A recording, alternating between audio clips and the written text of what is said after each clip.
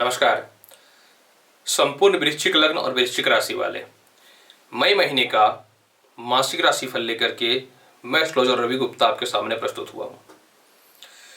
मैं आपको बताऊंगा कैसा रहेगा आपका मई का महीना, मिलेंगे किस प्रकार के लाभ, और साथ में आपको यह भी बताऊंगा कि अगर ग्रहों की स्थितियों में कुछ परेशानियां आती हैं तो आपको मई के महीने में कौन सा उपाय कर लेना चाहिए।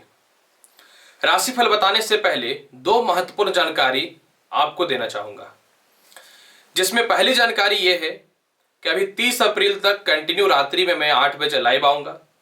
आप चाहें तो अपने जीवन के प्रश्न जो है पूछ सकते हैं पत्रिका के माध्यम से और समाधान मेरे से प्राप्त कर सकते हैं। दूसरी बात, ये जो राशिफल रहता है यह ब्रह्मांड में ग्रहों के गोचर के अनुसार होता है, तो इस बात की 100% में गारंटी नहीं दे सकता हूं कि आपके जीवन में यह मैच ही कर जाएगा, क्योंकि इंसान की जो खुद की जन्म पत्रिका होती है उसकी महादशा और अंतरदशा का फल भी मनुष्य के ऊपर पड़ता है। इसलिए आप दोनों को मिला करके देखिए, हो सकता है कुछ मैच ना करे तो आप ये ना सोचिएगा कि फिर क्यों नहीं किया। अगर हर चीज राशिफल ही होता तो फिर खुद की जन्म पत्रिका का महत्व ही नहीं रह जाता, तो ये चीज आपको ध्यान देना पड़ेगा। तीसरी महत्वपूर्ण जानकारी, ये जो राशिफल है यह लग्न पे आधारित है। आपको अपना लग्न पता है तो आप लग्न के अनुसार इस जानकारी को देखिए। आपको अपना लग्न नहीं पता है तो आप नाम राशि या चंद्र राशि के हिसाब से इस जानकारी को देख सकते हैं। अगर आप लग्न और चंद्र राशि दोनों के हिसाब से मिला के देखिएगा तो ज्यादा महत्वपूर्ण समझ में आ जाएगा आपको। चलिए बढ़ता हूं वृश्चिक लग्न और वृश्चिक राशि वाले मई महीने का संपूर्ण दैनिक राशिफल की ओर। राशिफल बताने से पहले ग्रहों की स्थितियां जाननी अत्यंत आवश्यक है, क्योंकि ग्रहों के गोचर के हिसाब से ही राशिफल निर्धारित होता है। 14 मई को सूर्य जो है ये वृषभ राशि में चले जाएंगे। अभी वर्तमान में ये उच्च के मेष राशि में है, और जब ये वृषभ राशि में जाएंगे तो आपकी कुंडली के 7वें घर में आ जाएंगे। और 7वें घर में सूर्य बहुत ज्यादा शुभ फलदायी नहीं होता है, क्योंकि 7वें घर में सूर्य मारक अवस्था में चले जाते हैं, जो निश्चित तौर पे दाम्पत्य जीवन को आपको थोड़ा सा संयमित करके और बचा के रखना पड़ेगा। 26 मई को बुध जो है वो मिथुन राशि में चले जाएंगे। अभी फिलहाल वो 7वें घर में वृषभ राशि में है। 4 मई को जो है शुक्र चले जाएंगे वृषभ राशि में, यानी 7वें घर में जाकर के मालवीय योग नामक राज्यों की उत्पत्ति करेंगे, जो अत्यधिक शुभ और लाभकारी योग रहेगा। और इसके अलावा जो है मैं बात करना चाहूं तो चंद्रमा का गोचर पूरे महीने आपको सामान्य तौर पे मिला जुला लाभकारी फल ही प्रदान करेगा। सर्वप्रथम मैं कर्म क्षेत्र की बात अगर करना चाहूं तो कर्म क्षेत्र का मालिक आपकी कुंडली में सूर्य है, जो उच्च अवस्था में बैठा हुआ है, और 14 मई को ये 7वें घर में चला जाएगा। अभी ये 6ठे घर में विराजमान है। तो तात्पर्य यह निकलता है कि परिस्थिति जैसी भी हो, निश्चित तौर पे लॉकडाउन चल रहा है, स्थितियां लोगों की बहुत ज्यादा खराब है, फिर भी कुछ लोग ऑफलाइन भी काम कर रहे हैं, कुछ लोग ऑनलाइन रिलेटेड भी काम कर रहे हैं, होम डिलीवरी वगैरह से रिलेटेड काम कर ही रहे हैं। तो पूरे महीने हालात में सुधार तो रहेंगे, कुछ कुछ काम आते रहेंगे, सरकारी कामकाज में लाभ की संभावनाएं बनेंगी, आर्थिक स्थितियों में सुधार देखने को मिलेंगे। 14 मई के बाद किसी की नौकरियां वगैरह चली गई थी या फिर व्यापार में कुछ परेशानियां आ रही थी, उसमें सुधार की संभावनाएं बनेंगी। और 14 मई के बाद कुछ अच्छे अपॉर्चुनिटी आपको मिलेंगे, बड़े बड़े लोगों से संपर्क स्थापित हो सकते हैं। अगर पूरे महीने धन की बात की जाए तो धन का मालिक जो है बुध है, चंद्रमा है, और आय का मालिक जो है वो बुध है। तो सबसे पहले कि धन स्थान का मालिक बृहस्पति केंद्र में है, कुंभ राशि के 4th स्थान में यानी, और बुध जो है ये जो है 7वें घर में बैठे हो, यानी आयेश केंद्र में है और धनेश भी केंद्र में है। तो इस बुरे से बुरे वक्त में भी धन की कमी नहीं होगी। विदेश यात्राओं से रिलेटेड लाभ की संभावनाओं में वृद्धि देखने को मिलेंगे, और साथ में जो है समझ लीजिए कि बुरे से बुरे स्थितियों में लाभ बढ़ेंगे, बल्कि 26 मई के बाद अचानक ज्यादा पैसे आने के भी योग प्रतीत हो रहे हैं। जो व्यक्ति मेडिकल फील्ड से रिलेटेड, केमिस्ट से रिलेटेड, या सरकारी कामकाज से रिलेटेड, कांच की वस्तुओं से रिलेटेड, या फिर जो है कपड़े से रिलेटेड व्यवसाय में है, या डॉक्टरी के रिलेटेड लाइन में है, आप लोगों के लिए पूरे महीने मिला जुला करके लाभकारी रहेगा, मिला जुला रहेगा, लाभ की संभावनाएं बढ़ते ही निश्चित तौर पे दिखेंगी।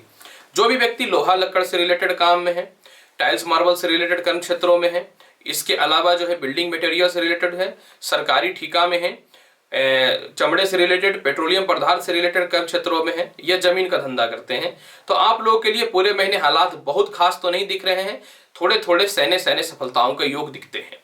जो भी व्यक्ति जुडिशियल से रिलेटेड कर्म क्षेत्रों में है, स्पिरिचुअल से रिलेटेड कर्म क्षेत्रों में, आयुर्वेदिक काम से रिलेटेड कर्म क्षेत्रों में है, हेम्योपैथिक मेडिसिन से रिलेटेड कर्म क्षेत्रों में है, और इसके अलावा जो है सीए या सीएस है या लॉ के रिलेटेड कर्म क्षेत्रों में है।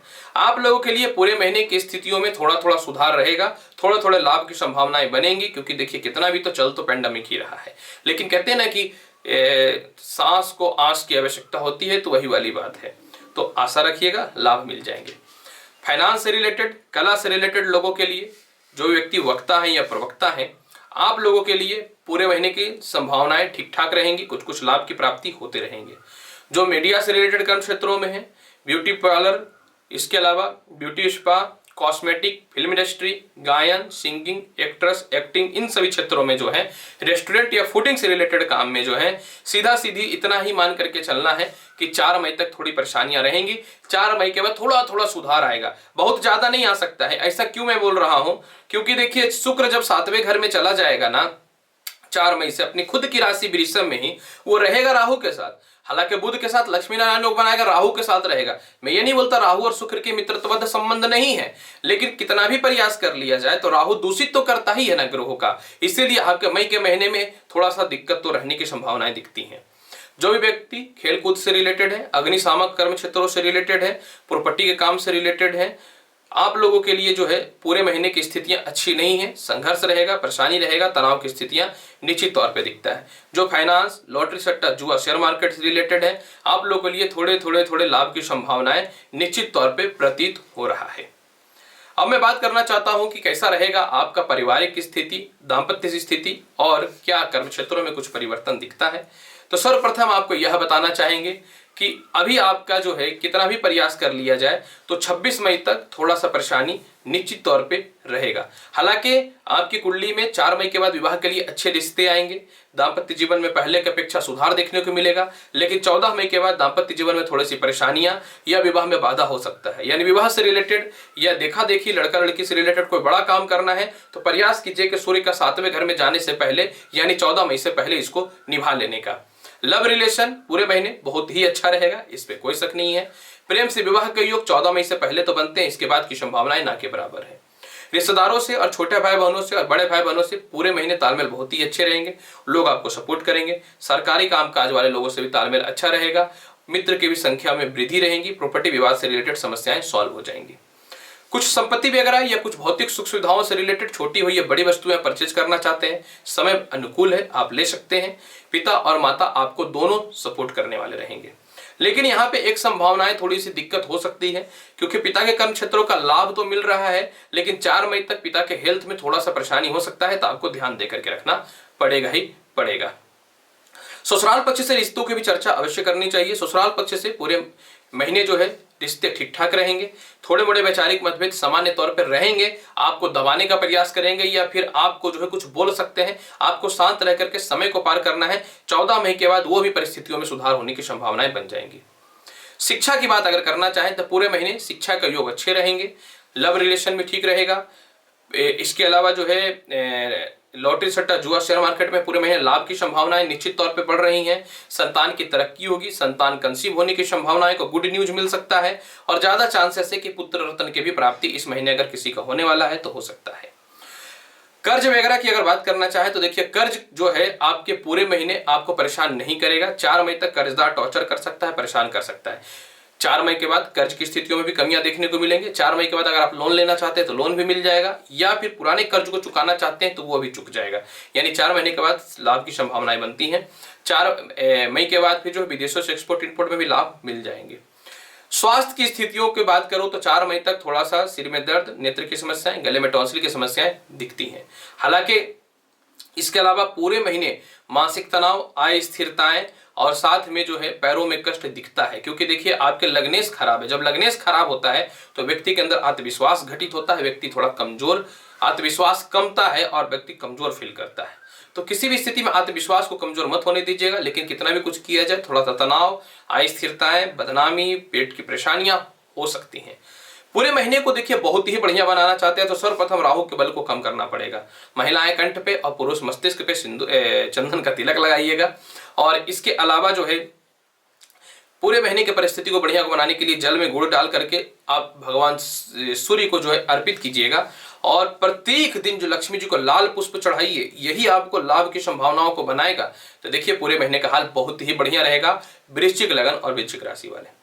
प्रिय वृश्चिक लगन और वृश्चिक राशि वाले, मई महीने का संपूर्ण मासिक राशिफल मैंने आपके सामने प्रेजेंट किया है।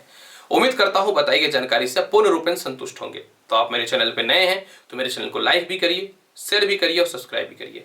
मैं एस्ट्रोलॉजर रवि गुप्ता आऊंगा अगली वीडियो में अच्छी और ज्ञानवर्धक जानकारी को लेकर के। तब तक के लिए नमस्कार, अच्छे से रहिए, धन्यवाद।